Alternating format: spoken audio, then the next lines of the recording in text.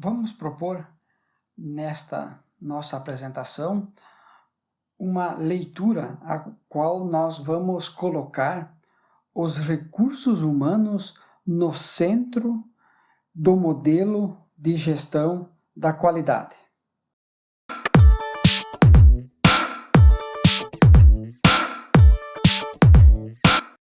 Então, tendo como essa base principal de pensamento ao qual os recursos humanos são o centro do nosso modelo de gestão, um dos requisitos, que é a liderança, ela necessita, então, liderar propriamente dito, é o grupo de pessoas, a equipe de pessoas a qual está alocado as atividades. Para isso, necessita, então, realizar a organização de uma matriz de autoridade e responsabilidade para todos os recursos humanos que compõem essa organização.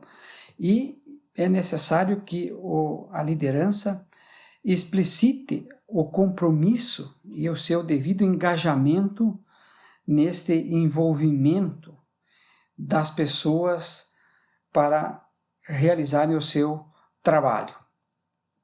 Necessitamos também que essa liderança disponha os recursos e os processos ao qual fazem-se necessário para que as pessoas, os recursos humanos, executem as suas atividades. Então, este conjunto que está exposto de atribuições da liderança é focando, então, e preocupando-se com aquelas pessoas que vão dispor, em função do seu trabalho, produtos e serviços. Então, agora em relação ao planejamento. O que é importante nessa questão do planejamento, focando as pessoas? Que esse planejamento saiba abordar riscos e que esses riscos trarão mudanças, né? Então, as pessoas é que vão operacionalizar, entender esses riscos, né? E que vão, então, operacionalizar as mudanças em função dos riscos. E as oportunidades. O que é essas oportunidades? As oportunidades vão trazer mudanças dentro da organização. E essas oportunidades vão proporcionar, então, as condições de alteração e mudanças para as pessoas. Então, riscos e oportunidades trazem mudanças para as pessoas que estão na empresa. É elas que vão fazer acontecer essas mudanças que a empresa, então, almeja. Em relação às pessoas propriamente dito, o que nós podemos abordar?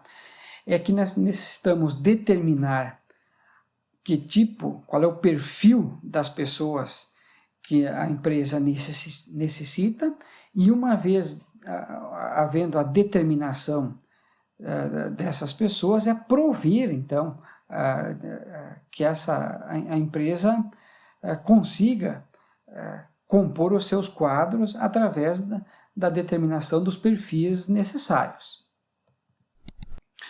Em relação ao ambiente, né? O que nós vamos abordar em relação ao ambiente? Nós temos os aspectos sociais, né?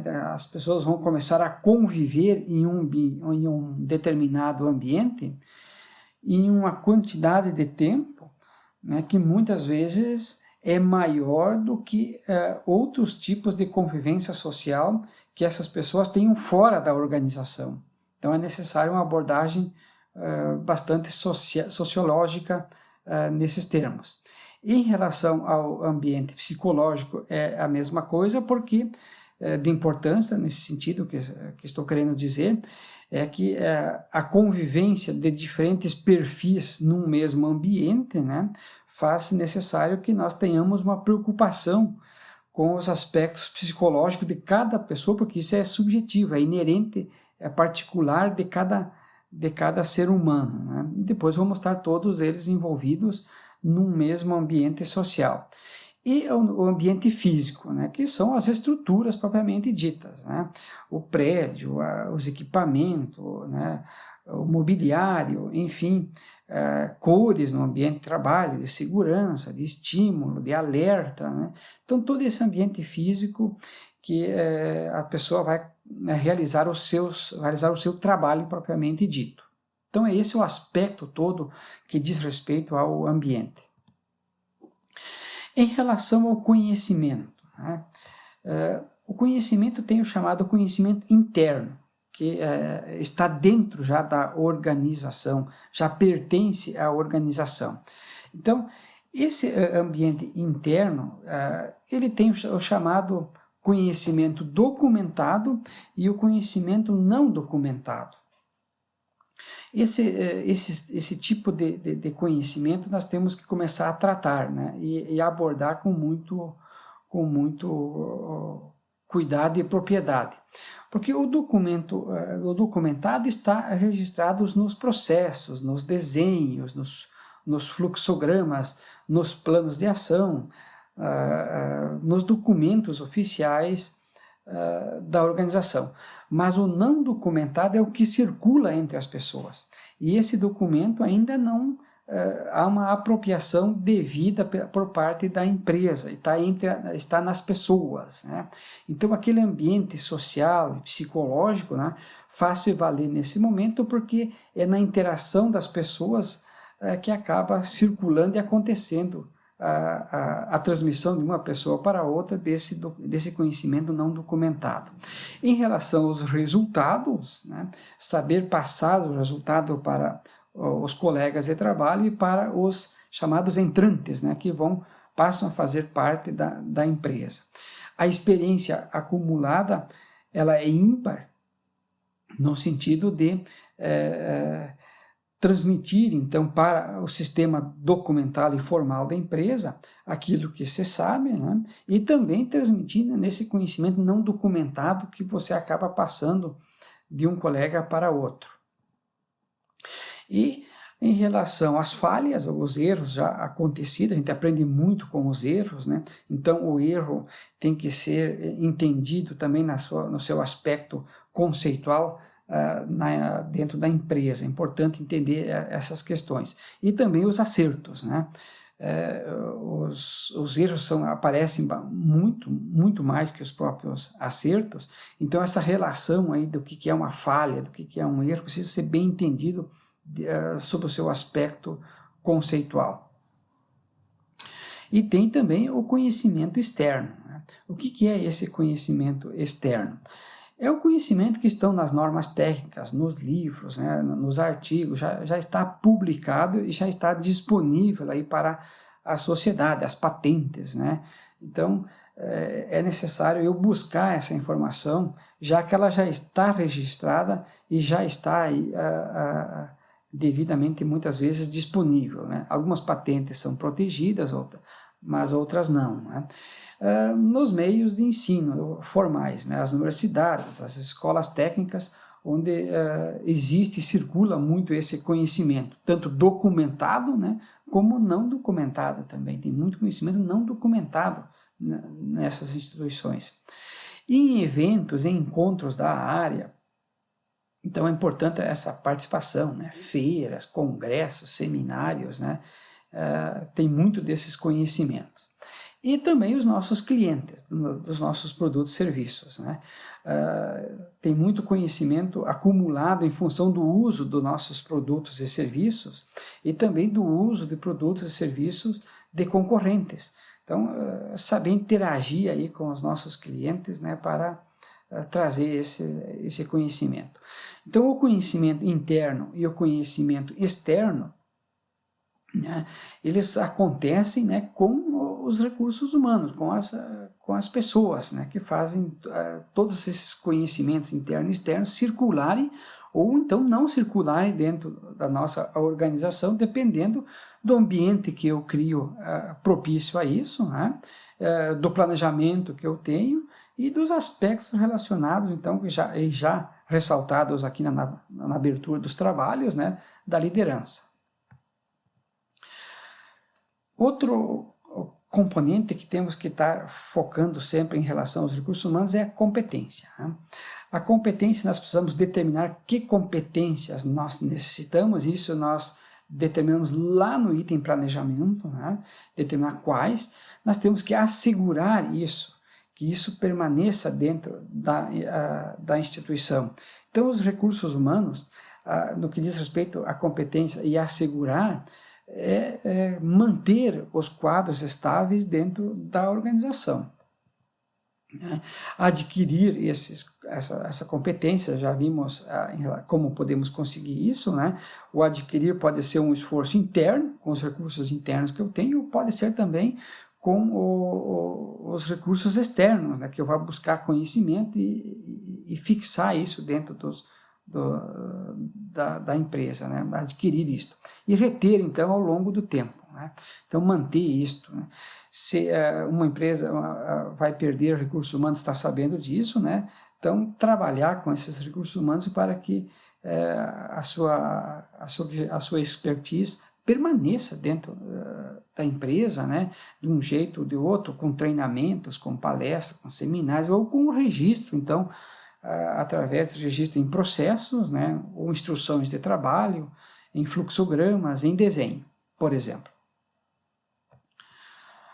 Em relação à conscientização também, em relação a políticas e objetivos, que isto vem lá da liderança e do planejamento, né, que isso permaneça de forma inteligível para as pessoas. Não é que as pessoas, ao usarem as mesmas palavras, estejam de posse do conceito que está por trás daquela palavra. Então, às vezes, a gente percebe as pessoas usando as palavras, nós temos que nos certificar que ela está entendendo o que é, quais o conjunto de significados e significantes, né, que está por trás desse conjunto de palavras. Né? Então, entender isto e propiciar as condições que as pessoas entendam isso. Precisa tempo, precisa alocação de um planejamento para capacitar as pessoas, né? E também não só capacitar no uso do ferramental, mas também capacitar no sentido de entender o significado significante dessas palavras. Qual é a contribuição, então, das pessoas dentro da empresa? Ressaltar a importância do seu trabalho, da sua contribuição dentro da organização, né? E as implicações de tudo isto. O que são essas implicações? É entender o contexto da importância do seu trabalho e o que significa o fazer bem feito essa atividade, né? Para quem estou fazendo bem feito isso, né? E será que isso está atendendo a nossa clientela, né? Então, estar consciente do uso dos recursos de forma eficiente e eficaz, né? Então, a conscientização envolve um conjunto, um mix, né, de domínio, muitas vezes, de conceitos e ferramentais conjugados. Né? É necessário aí um bom investimento nessa área. Em relação aos processos de comunicação, tá? Então, saber o que comunicar, né? Quando comunicar, quem comunica, né? E principalmente, né, o como comunicar. Tem pessoas que aprendem mais de forma visual, tem pessoas que aprendem mais fazendo, tem pessoas que aprendem mais com uma demonstração, né? E tem pessoas que precisam do mix de todos esses recursos dos processos de comunicação. Nem todo mundo entende da mesma forma, né, com os mesmos processos de comunicação. Temos que ter um cuidado aí. Nem sempre padronizando o processo de comunicação e massificando, nós vamos obter o mesmo grau de conscientização com pessoas que possuem perfis diferentes, né? Então, lá no item anterior, voltando lá, as pessoas, né, têm perfis diferentes, né, e fazem esses perfis acontecer num ambiente social e psicológico ímpar, né, para cada um, é subjetivo isso. E, então, os recursos humanos que vão fazer acontecer o produto ou serviço, ou o conjunto produto e serviço, como se fala de forma mais apropriada hoje em dia, né? E esse produto e serviço acontece através de métodos de trabalho, né, e através de processos de trabalho. E quem vai fazer acontecer isso são as pessoas, né? Então, o produto e serviço, quem vai fazer acontecer são as pessoas. E tudo isso vai acontecer desde a abertura dos nossos trabalhos lá com liderança e agora chegando até produtos e serviços. Isso vai acontecer, na verdade, dentro de uma organização, né? Onde tudo esse escopo que apresentamos agora, num caldeirão, misturando recursos humanos com culturas, com formação, com experiências, com idades, né? E crenças diferentes. É dentro da organização que esse caldeirão acaba fervendo, no sentido de fornecer produtos e serviços, né? E em função das necessidades, né, e expectativas das pessoas e atores envolvidos, né? Sejam eles clientes externos, sejam eles clientes internos. Então era essa a proposta de leitura que queríamos apresentar nesse nosso encontro, onde colocamos então no centro de um modelo de gestão pela qualidade os recursos humanos.